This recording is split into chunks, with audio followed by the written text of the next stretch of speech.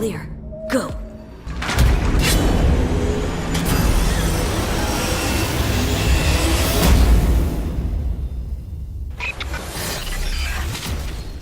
Welcome back to the Dang series. My name is James Miller, aka YouTube's favorite white boy, aka Bargain Bin Nakey Jakey. And today I just want to sit down next to a campfire with you guys and just gush about how great Cyberpunk 2077 looks. Now, I know I'm a little late on the topic, but I think I have some genuine and different observations on the game. So if you're looking forward to it, give your boy a shot. Now first off, let's talk about something that doesn't stand out and why that's a good thing. A good HUD in a video game kind of functions like your nose, and I don't mean smelling mom's fresh cookies. I mean that it kind of stays out of your vision unless you really look for it. I judge HUDs by my 3S system: subtlety, simplicity, and succulence. So let's take a look at this freeze frame from the gameplay, and this is about as cluttered as your HUD is ever gonna get during game, especially during a firefight, and it's still so simple. The top right hand corner is kind of a quest log. Anything that's active or any objectives you have at the moment stays up there to kind of keep you on track. Your top left hand corner is your health bar,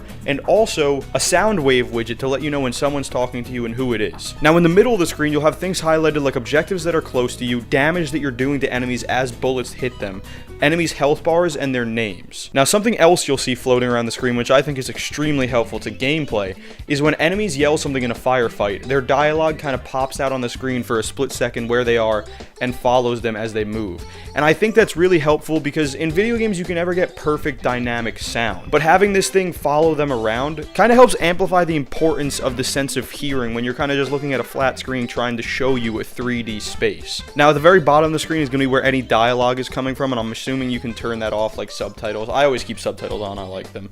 And then the bottom left, in case you just didn't know when you annihilate your enemies, it tells you when an enemy dies. So if you're not completely sure, you can just peek down there and in the tiniest little font it says enemy killed. Now with all of this on your screen, it has to take up at less than 1/10 of the screen real estate, and this is literally as cluttered as the screen ever gets in the 48-minute gameplay walkthrough. The sizing and placement of all these pieces and the health bars, pop-up dialogues, and markers moving their way around the world as your player moves makes for a very subtle display.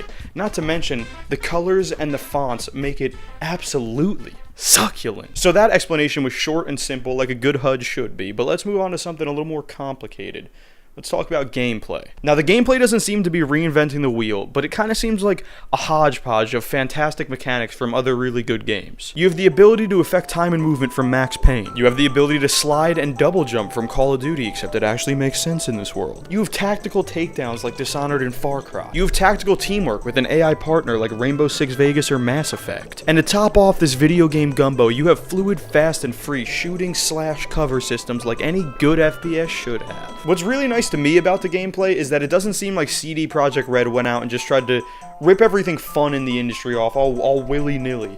It seems like they handpicked some really fun mechanics that they could make their own, and that made sense in this kind of dystopian warlord future. And it really just seems like they're killing it in the gameplay department in their own unique way, especially when it comes to having various ways to tackle the game, and I love that. So the third category is that they're not afraid of anything. The immersion seems like it's going to be incredible, not only because of the dope HUD, the fluid gameplay, and the realistic dialogue, but because CD Projekt Red took their naughty little M rating and embraced it instead of shying away from it like other game devs do. In just the first 10 minutes alone, you hear a slew of curse words, you see somebody with their eye sockets caved in, their guts ripped out, and most importantly, you see some anime titties. Hey! Jokes aside, not everything has to be vulgar and obscene because life isn't always vulgar and obscene unless you're an edgelord. But sometimes life does get that way, especially if you're living in a dystopian future with warlords running the streets.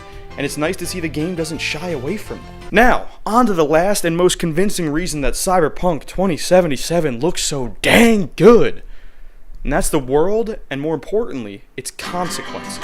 One of the first scenes you see in the gameplay trailer is your bedroom, and specifically your closet, because you're going to throw on your sexy leather jacket. And the game lets you know that not only does your clothes have faction affiliation and stat buffs like most other RPGs will, but it will directly affect what vendors will open up to you, what random events will happen to you while you're on the streets, and how people will treat you, and this has to do with street cred. So, you know, maybe I need to throw on my little pony hoodie to go get a new upgrade from the Twisted Sisters, but then I can head back to my apartment, throw on my sexy leather jacket, and go fuck shit up, specifically with my new pony honing grenades. The most important thing I can gather from this system is that it's going to directly contradict the grind fest system that plagues mostly every other RPG right now. So hopefully, instead of just leveling and unlocking new and better loot, which is just nullified by bigger and badder enemies, your time, experience, and upgrades to a specific piece of loot is paramount, which I would fucking love. Most people and things can be interacted with, signs and posters can actually help in your exploration efforts, relationships with vendors can be progressed to unlock new things,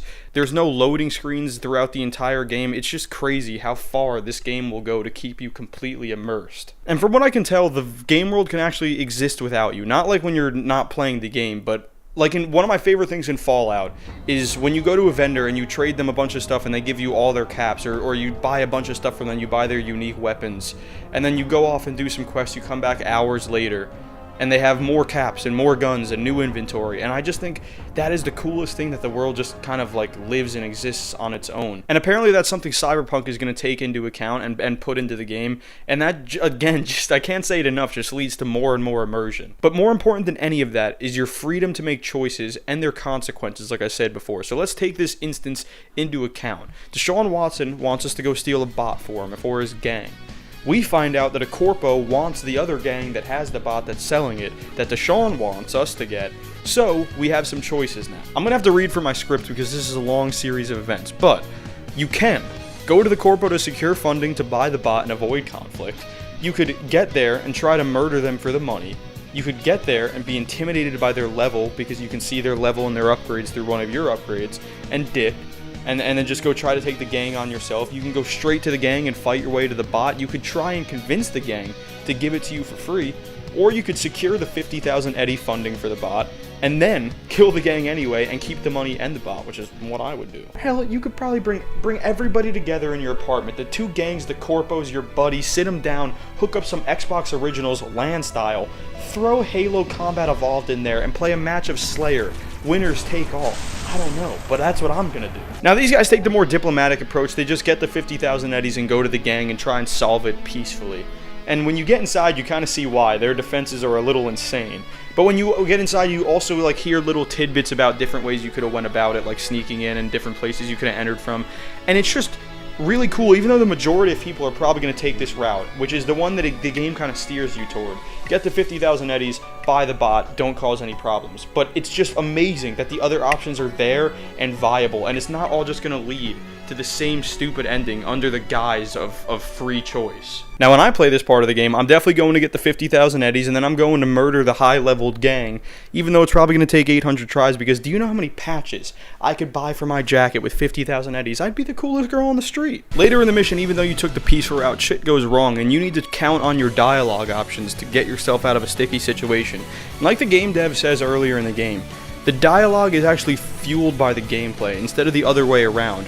So this kind of means that the choices you make in the dialogue can be bad or good for you. They're not scripted, but you can make them in the attempt to play the game exactly as you want to play it. Unlike most other games where the dialogue system is designed to pigeonhole you into a handful of small options, they're going to lead to very similar, if not the same exact outcome, under the guise of free will and choice. So during this tense exchange in Cyberpunk, your choices mean more than they ever have, and like my nana says, you can never take back the words that come out of your mouth and how they make others feel, especially when that other person is 6'8", built like a linebacker, and has 10 spider red eyes staring you in the face. Anyways, this video is getting too long, so the rest of the mission is decided by more choices that you make and the time that you take to explore your different paths that can open up, and you gotta get out there and save yourself. But what it all comes down to is that this game just looks like an experience we have never seen before in gaming, an experience that goes out of its way more than anything to keep the players immersed and to also make them have a lot of fun.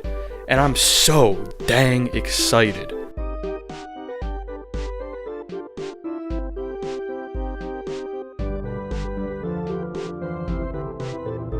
Thank you very much for watching my video. Thank you so much for actually sticking around to the end, obviously, if you're seeing this.